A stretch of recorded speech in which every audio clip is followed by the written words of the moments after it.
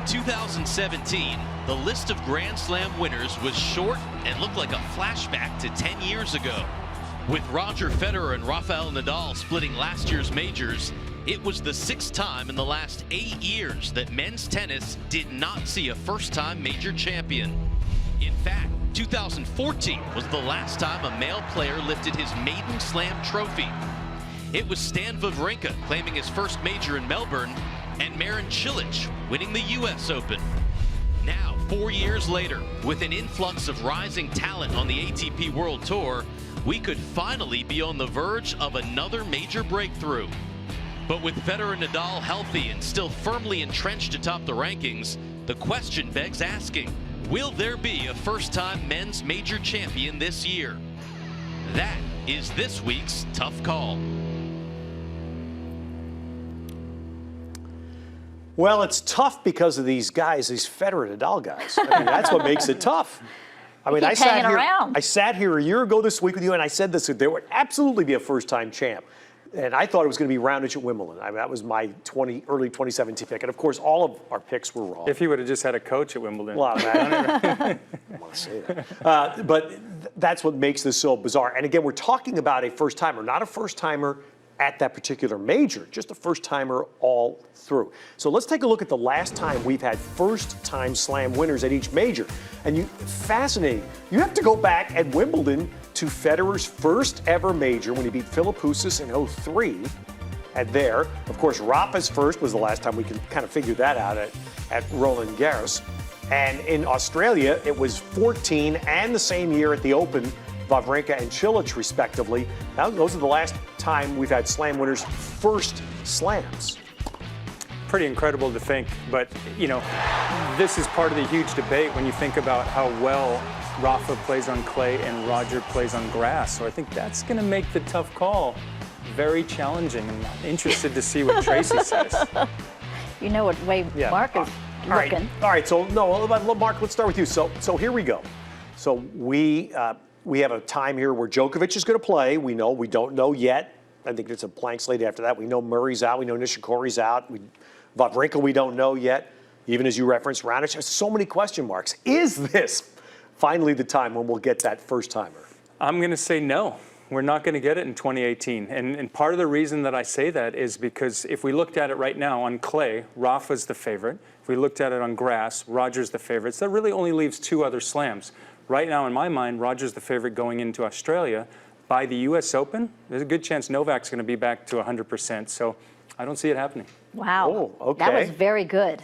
That wasn't so tough for him. Did you notice that, Tracy? That was good. All right. How tough is it for you? Well, you know, since I was that serve and volleyer and I kind of lived life on the edge. Took so many chances. So many chances. I'm going to go for it, and I'm going to say yes. Yeah. And I'm just thinking it might be time for these younger guys to step up.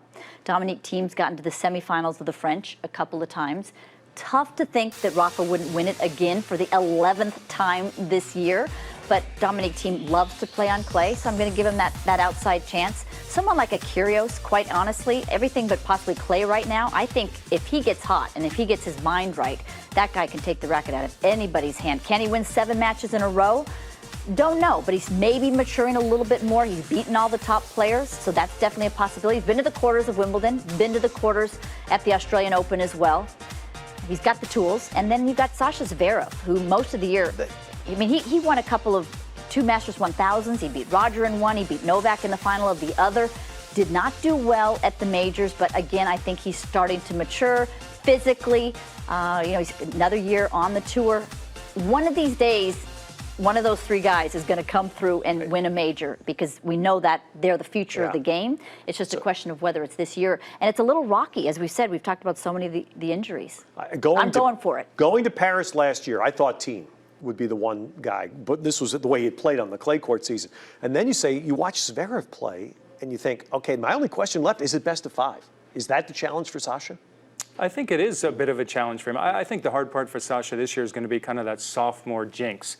Not that he's going to go down in level, but people are going to start to figure him out a little bit. So he's probably going to have to add another element to his game this year. Hopefully that's the transition game, because he's got great shots, right? He's got the big serve, great margin on the serve, powerful ground strokes. But Tracy had a good point, because I think that if there was going to be an upset in some of those slams, Thiem's probably the one guy you'd look at on the clay for sure. He beat And Rafa. to beat Rafa. And He then beat also, Rafa in 2017. and then on clay. also on the grass, you'd have to respect Kyrgios. Guys like Milos Raonic have a great chance on the grass. So it's interesting that those are the two surfaces that have been the most dominant when we think that Wawrinka won at the Australian and Cilic broke through at the U.S. Open.